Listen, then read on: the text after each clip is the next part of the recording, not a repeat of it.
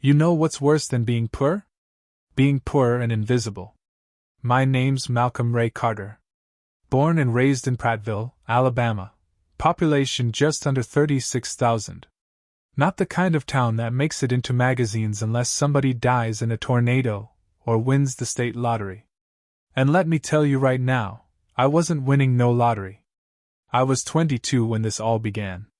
Still living at home with Mama and my little brother Mikey. Our house was old, drafty, and 2 good storms away from collapsing. But it was ours. My mama worked night shifts cleaning hospital floors and still came home smiling, even when her hands ached from scrubbing puke and bleach. She was my hero, still is. Me? I was trying to make ends meet. I'd been working part-time at a gas station on Route 14, taking night classes at the local community college.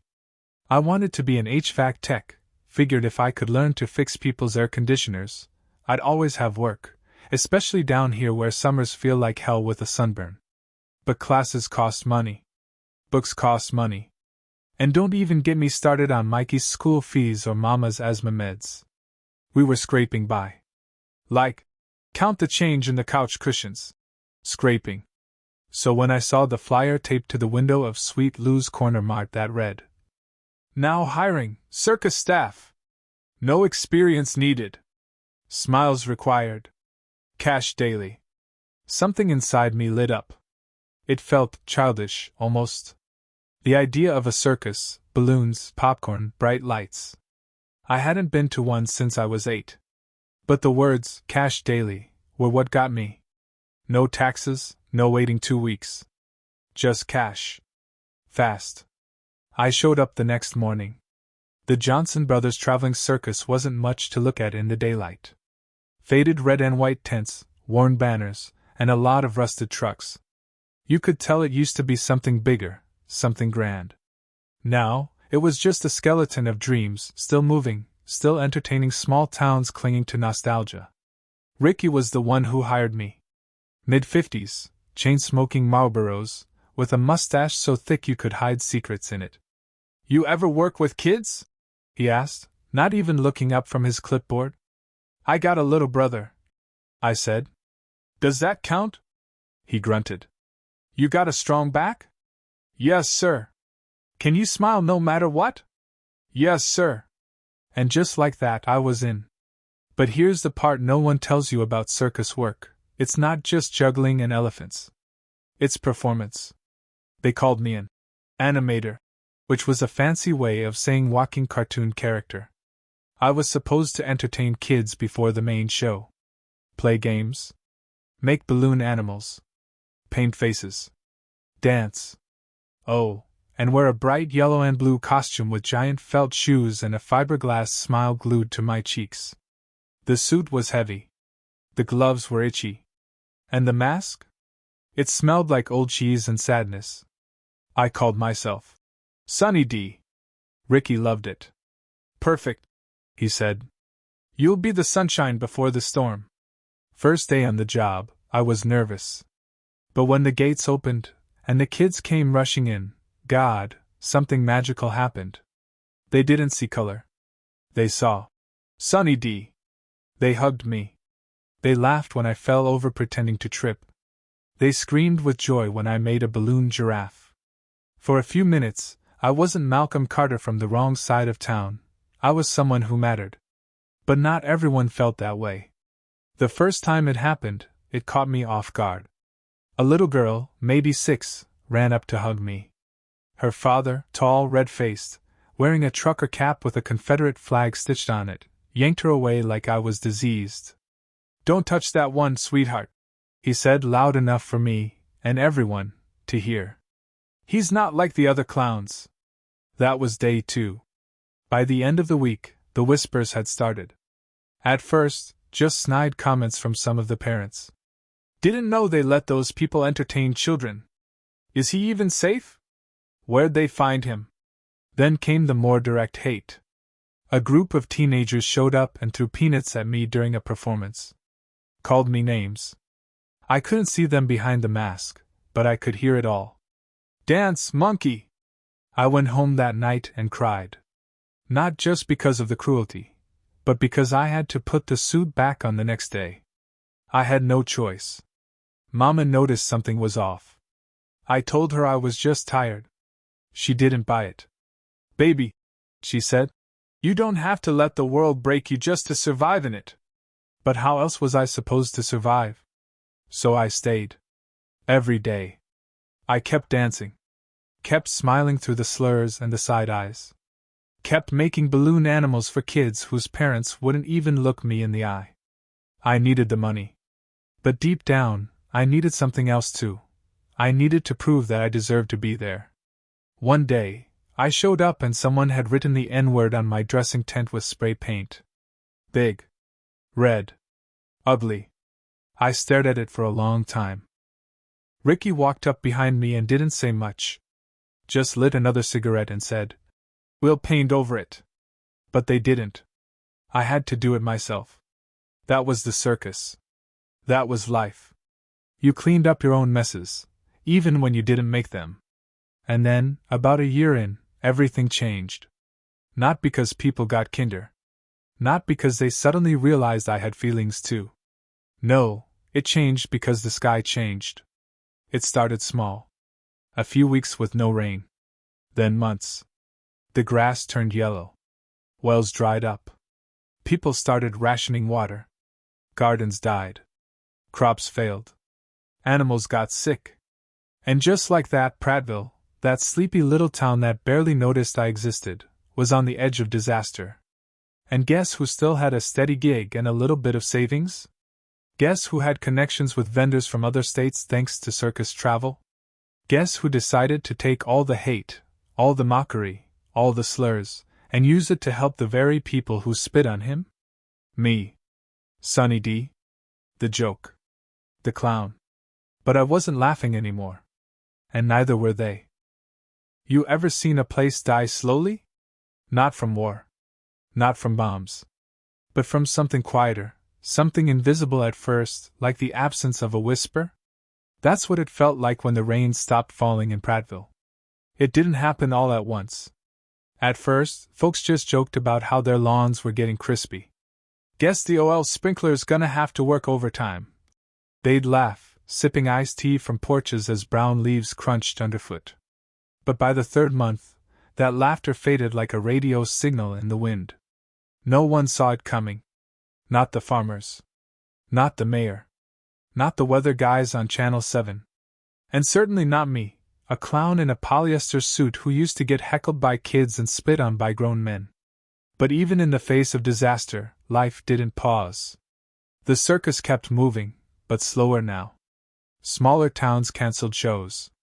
Kids stopped coming. Who had time for balloon animals when their taps were running dry? By midsummer, Alabama had turned into a dust bowl. Fields of corn curled into brittle skeletons. The riverbanks cracked like broken pavement. People began to talk about rationing then. Restriction zones. Wells dried up. Lakes shrank. Bottled water flew off shelves like gold in a rush. It hit hardest in places like ours, poor, forgotten towns. The big cities had emergency reserves. Prattville? We had plastic jugs, hope, and nothing else. Mama started filling our bathtub with water. Just in case. Mikey asked if the school would close. People were scared, and angry. You could feel it in the air. Church signs changed from "God loves you" to "God help us." And then something happened that changed everything. Ricky called a meeting in the main circus tent. Said attendance was mandatory.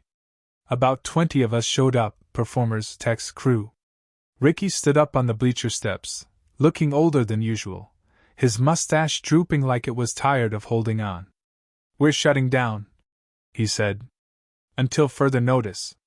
Silence. "But the drought," someone began. "Exactly," Ricky snapped. "No water means no crowds. No crowds means no tickets. No tickets means no pay." People muttered. A few swore. One woman broke into tears. And just like that, I was jobless again. Except this time, I wasn't just broke. I was broke in a broken town. I went home and sat in the silence of our hot, sticky kitchen. Mama was coughing from the dust in the air.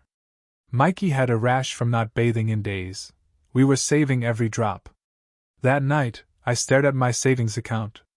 $1,842.71. It wasn't much. But it was something. And for some reason, I thought of that little girl from the circus, the one whose father had pulled her away from me like I was dangerous. She'd smiled so big when I'd made her a balloon unicorn. That image stuck in my head like a splinter. And that's when the idea hit me. The next morning, I put on my Sunny D suit. Yeah, in the middle of a drought, with temperatures pushing 102 degrees, I pulled on a yellow clown costume and stood outside the local hardware store with a hand-painted sign. Water for Prattville, donations welcome. Delivery guaranteed. People stared. Some laughed. One guy, the same one who called me a monkey months ago, drove by and flipped me off. But others? Others stopped. An old woman in a straw hat gave me $5. Said it was all she could spare.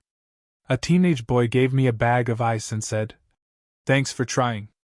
By sundown, I had $312 in a bucket and a second-hand van borrowed from Ricky. The next day, I drove 2 hours to Montgomery, to a discount wholesaler that the circus used to buy snacks from. Told them what I was doing. The manager gave me a 20% discount and 3 free pallets of water bottles. I drove back, the van groaning under the weight. And I hand-delivered those bottles to houses. Not to rich folks. To the ones with peeling paint and broken windows. The ones with kids who didn't have running water. The ones who smelled like dust and fear and still offered me a smile. And that became my new job. Day in, day out, I was the water clown. People started waving when they saw me. Kids came running again, not for balloon animals this time, but for gallons of life-saving water. The media caught on eventually. Some small blog did a story. Local clown brings hope during Alabama drought.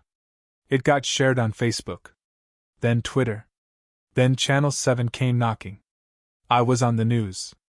Not for being black. Not for being mocked. But for being needed. Funny how that works, isn't it? The same people who once crossed the street to avoid me now called me by name. The same fathers who once pulled their daughters away from me now shook my hand.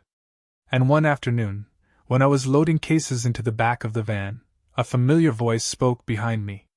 "Hey! Malcolm, right?" I turned. It was him, the Confederate hat guy.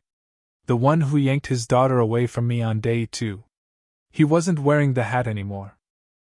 He looked tired. Sunburned. Defeated. I just wanted to say, thank you. For the water. For everything. I stared at him. I wanted to scream. I wanted to remind him what he said. How he humiliated me. How he made his daughter think I was something to be afraid of. But instead I said, "You're welcome." And he nodded, and left. That was the moment I realized something important. Hate is easy when you've never needed the person you hate. But when your throat is dry and your baby needs clean water, color becomes a lot less important. That summer changed me. Not because I became a hero. But because, for the first time in my life, I saw what real power looked like. Not fists. Not fury. But service. You know what's funny? Not the kind of haha, funny. I mean the makes you sit in silence at 2 a.m. staring at the ceiling. Funny. It's funny how fast the world changes when everything else falls apart.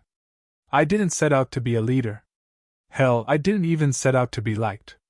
All I wanted was a paycheck, a place to belong, maybe make a few kids smile while hiding behind the paint. But when the water deliveries grew, so did the people watching. What started as me in a clown suit delivering water bottles turned into something else. Bigger. Louder. More powerful than I could have imagined. It began with an old man named Willis. He was blind in one eye, lived alone in a trailer with no AC, and survived off canned soup and dry crackers. He hadn't bathed in 2 weeks and was down to 1 gallon of water, which he'd been sipping with a teaspoon like medicine. I found him by accident. I'd stopped by a dirt road to give water to a family of 7 living in a mobile home when I heard a faint knock on metal. Barely audible. I followed the sound and found him collapsed against his screen door. He looked up at me, this dried, wrinkled, scared man, and asked, "Are you the clown?" I nodded. He started to cry. That night, I posted about him on Facebook. Just a simple status. Met a man today who hasn't had clean water in a week. His name is Willis. We're better than this, Prattville. The post blew up. Dozens of shares. Then hundreds. Then donations. Within 3 days, we had enough money to buy a new water tank for Willis. Someone even sent an air conditioner. Volunteers started messaging me asking, "Where should I go next?" Me. The clown. The joke. The nobody. Suddenly, I was the somebody everyone called when they didn't know what to do. By August, the van had turned into a convoy. 5 trucks. 2 trailers. And me at the front in that same ridiculous yellow suit, now faded, sun-bleached, and permanently stained. We organized by sectors: East Side, South Ridge, Downtown Flats. Volunteers took lists of homes, checked in on the elderly, the sick, the ignored. We weren't just delivering water anymore. We were delivering hope. I started hosting town meetings in the circus tent. Yeah, the same one where Ricky once told us the show was over. Now, that tent had become the beating heart of the city. People brought chairs. Some brought food. Kids sat cross-legged with juice boxes, listening to me read updates from a clipboard. We discussed ration plans. We mapped water routes. We made action boards with colored pins and sticky notes. Reporters called us the Drought Response Team. Some local called it the Water Uprising. But everyone started calling me Captain Clown. It stuck. Even the mayor showed up one night. That was a moment I'll never forget. She stood there in her beige pantsuit, heels sinking into the dirt, looking like she just stepped out of an air-conditioned limo. I was in a hoodie soaked in sweat, dirt-streaked pants, and clown shoes with holes. She said, "You've done more for this town in 3 weeks than my office has in 3 years." The tent erupted in applause. But I didn't feel pride. I felt anger. Not at her, but at the system. At the fact that it took a man in a costume and a town nearly dying to realize we had the power to save ourselves. Then came the sabotage. Because not everyone likes seeing a black man in charge. Especially this black man, the one they once mocked. One night, someone slashed the tires on our main supply truck. Another day, someone spray-painted water and ****** across the side of my van. The worst was when someone tried to burn the tent down. We caught it just in time. Some kid noticed smoke near the back flap. We found a Molotov cocktail half broken, still leaking gasoline. I stood there, staring at the ashes, shaking. That was the first night I thought about quitting. Really quitting. But Mikey, my little brother, he came out from behind a trailer holding a hand-painted sign. He'd made it himself. "Clowns don't quit." I cried right there, in front of everyone. And the very next morning, we rebuilt the tent. Stronger. With tarps and wood panels. Someone donated LED lights. Someone else painted murals, sunflowers, rivers, rain. The hate couldn't stop us. In fact, the hate fueled us. Because the people saw it. They saw the slashed tires. They saw the racial slurs. They saw the smoke. And instead of retreating, they rallied. We started getting shipments from other towns. Montgomery sent a truck. Then Birmingham. Then someone from Atlanta called and offered to sponsor filtration tanks. By early September, we weren't just surviving. We were organizing. And people were healing. I saw black and white men digging trenches together for pipe access. I saw the same store owner who once refused to serve me giving out water filters to black families, no charge. I saw unity in the dust. I saw change. And deep down, I knew something sacred was happening. Something irreversible. Because we weren't just fixing a drought. We were fixing something broken in ourselves. in all of us. But like any story worth telling, there's always a storm before the calm. And what came next nearly shattered everything we built. There are nights that live inside you forever. Nights that get under your skin and stay there, no matter how many years pass. For me, that night was September 14th. They called it the blood moon. But I remember it as the night the wells ran red. Not because of water, but because of hate. It started like any other day. The sun blistered the sky like it was trying to burn a hole through Alabama itself. People were lined up outside the supply trucks, clutching empty jugs, lips cracked, skin peeling. Volunteers moved like ghosts, sweat pouring, shirts stained, but still pushing. We'd just finished installing the town's first community water station, a huge, silver tank rigged with 4 faucets and a filtered reserve. People cried when they saw it. Some got on their knees and prayed. I remember hugging an old woman named Miss Carey. Her hands trembled as she whispered, "We thought nobody remembered us." I smiled and said, "I never forgot." She kissed my cheek. The sun dipped, casting a purple haze over the dusty fields. That should have been the end of the story that day. But hate doesn't sleep. And that night, it came roaring in. It was around 10:30 p.m. when the first explosion hit. I was in the makeshift tent office, reviewing supply charts with Keisha and Ramon, when the windows lit up bright white, like lightning but hotter, angrier. Boom! The ground shook. Something cracked above us. Screams pierced through the canvas walls. I jumped up, heart thudding, and sprinted outside. Smoke. Flames. People running. One of the trucks, the biggest one, the one we used to bring in 500-gallon tanks, was on fire. Not just burning. Exploding. Someone had planted propane tanks beneath it. The blast sent debris flying 2 blocks away. I ran toward the chaos, arms waving, yelling for people to get back. My shoes slipped in the dirt. My lungs filled with smoke. And then I saw him. Mikey. My little brother, limping away from the flames, covered in soot. He'd been asleep in the truck's cab. My world tilted. I scooped him up and ran. I don't remember how far. Just remember the sound of my heart, loud, frantic, animalistic.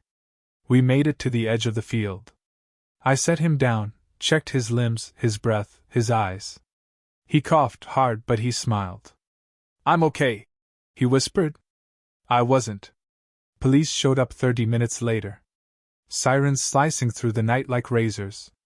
But you know what they did? Nothing. They said there was no evidence of a hate crime. Said, could have been faulty fuel tanks. Even though we found the wires. Even though we found the graffiti sprayed across the other trucks. You don't belong here. Go back to the jungle. Prattville isn't your circus. I stood there, fists clenched, eyes wet, staring at the same officers who once laughed when I walked down Main Street in makeup. They didn't care then. They didn't care now. But the people did. That night something shifted. I saw it in their faces. The same folks who used to ignore me, the moms, the pastors, the farmers, they weren't just shocked. They were furious. The next morning, I woke up to a line of cars down the road. Volunteers. Donations. Tools. Fencing. People came out of their homes with lumber, nails, tarps. Someone brought a generator. Someone else brought 10 gallons of homemade lemonade. A white boy named Trevor, maybe 15, came up to me with tears in his eyes. He held out a stack of dollar bills and said, "This is from my allowance. I'm sorry for what they did." I hugged him. I didn't say a word. Because that day, for the first time, I realized this wasn't about me anymore. It wasn't even about racism. It was about resistance. We'd become a symbol, the clown team, the water warriors, the ones who didn't bow. And no amount of fire could burn that away. But hate wasn't done. 3 nights later they hit the wells. Our biggest filtration well, the one that supplied 3 neighborhoods, was found contaminated. Red paint. Bleach. Dead animals dumped inside. Whoever did it wanted to make sure nobody drank from it again. I stood at the edge, staring into that poisoned water, and I felt something in me break. Not just pain. Not just anger. But a deep, ancestral ache, like the weight of every black man who'd ever tried to build something in the South and had it torn away. That night I didn't sleep. I sat alone in the van, watching the stars fade, thinking about my mama, about my father who left, about all the times I'd been told, "You'll never be more than a clown." And then I prayed. Not for revenge. Not even for justice. I prayed for strength. Because I knew what came next would be the fight of our lives. But I wasn't alone anymore. We weren't just a movement. We were a community. And when people fight together, that's when real history is written. You ever hear a whole town go silent? Not quiet. I'm talking dead silent, like the earth itself held its breath. That's what it sounded like the morning after they poisoned the well. No dogs barking. No kids playing. No gospel music from open windows. Just the wind blowing through hollow pipes and tired bones. And in the middle of all that quiet, I stood with a megaphone in my hand, a cracked heart in my chest, and the weight of 200 thirsty families on my shoulders. They say every man has a moment that defines him. This was mine. It began at sunrise. I hadn't slept. None of us had. We spent the whole night pulling dead animals from the well, bleaching tools, scrubbing graffiti. But the bleach they poured in? It had seeped deep. The water wasn't safe anymore. Not for weeks. Maybe longer. And that well, it had been our main source. So I stood on the back of the last remaining flatbed truck, raised my hand, and spoke to the crowd gathered in front of me. Mothers holding babies. Old men with cracked boots. Teenagers too scared to cry. And I said, I don't care if we gotta walk 100 miles. I don't care if I gotta sell my soul. I will not let this town die of thirst. They didn't clap. Didn't cheer. They just nodded. Because we all knew words wouldn't save us. Action would. So I made some calls. Started reaching out to every contact I had, circus friends from other states, water companies, food banks. Most ignored me. But one man answered, Big Benny Carmichael, an old clown-turned-event planner in Memphis, Tennessee. He ran kids' parties now, but back in the day, he was known as the human sprinkler, because of his famous water tricks. I told him everything. No filters. He didn't say much, just grunted and asked for my address. 3 days later, a rusty 18-wheeler pulled up to our lot. The side was spray-painted with clouds and sunflowers. Inside? Over 15,000 bottles of clean water. Donated. Delivered. Free of charge. You ever see an entire block cry tears of relief? We handed out every last bottle. I watched a 6-year-old boy drink like it was his first taste of life. His mama hugged me like I was her son. But that wasn't the end. That was just the spark. The story spread. Local bloggers started writing about it. Clown saves drought town. Then came the YouTube clips, kids filming our water lines, volunteers rebuilding broken wells. And then CNN. They sent a whole crew. A black journalist named Denise Harper showed up with cameras, mics, and questions. But she didn't just want a headline. She wanted the truth. She asked me, "Why are you still here after everything they did to you?" I looked her dead in the eye and said, "Because this ain't about who hates me. It's about who needs me." She blinked. Nodded. And the next morning, our story aired nationwide. From clown to savior, one man's fight against racism and drought. It went viral. TikTok. Instagram. Twitter. People started calling me the Rainmaker. And with that spotlight came help. Real help. A church in Georgia donated 3 industrial water tanks. A TikTok influencer raised $80,000 in 4 days. Plumbers from New Orleans drove in to fix broken pipelines. And the same white folks who once yelled, "Go back to Africa!" from their pickups? They were now handing out water next to me, their heads bowed in shame. One man, a contractor named Rick, pulled me aside. He was crying. Said, "I taught my son to hate people like you. But now, he only drinks clean water because of you. I was wrong. God, I was wrong." I didn't say anything. Just hugged him. Because forgiveness don't need words. Only action. Still, I wasn't naive. I knew not everyone changed. There were still whispers. Still side eyes. Still cowards spray painting slurs on fences at night. But their voices were fading. Ours were getting louder. And every day, we got stronger. We didn't just fix wells. We built new ones. We installed rain collection systems. We taught kids how to purify water with sunlight. This town, the same one that once treated me like a disease, was now looking at me like I was medicine. And not just me. But every little black kid who'd ever been called a joke, a slur, a clown. They saw me standing tall, face painted, heart open, making change with my hands. And they believed. Then came the most powerful day of all. September 28th. 3 weeks after the poisoning. It rained. For the first time in 147 days it rained. Not a drizzle. A downpour. People ran outside screaming, dancing, barefoot in the mud. Old men took off their shirts and stood arms wide, mouths open. Teenagers kissed in the street. Grandmas sang gospel in the puddles. And me? I just stood on top of the water tank and laughed. Hard. Loud. Ugly.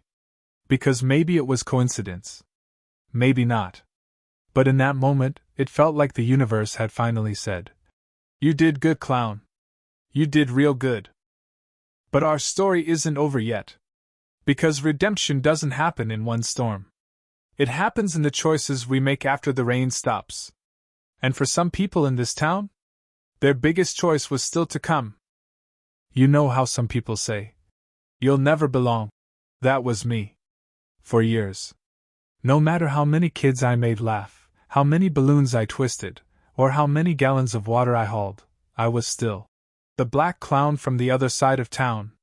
No last name. No hometown pride. Just a body that served a purpose. But all of that changed the day the mayor called a town hall meeting. It was October 9th. The rain had passed. The sun returned with that golden warmth that made the trees sweat syrup and kids kick mud in the streets.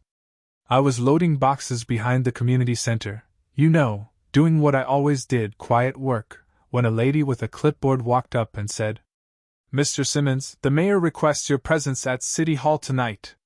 7 p.m. sharp." Simmons. That's what folks had started calling me since the news ran. They finally learned my real last name. Before that I was just clown, or boy. So I wiped the dirt off my hands, nodded and said, "Tell him I'll be there. Long as it ain't a trap."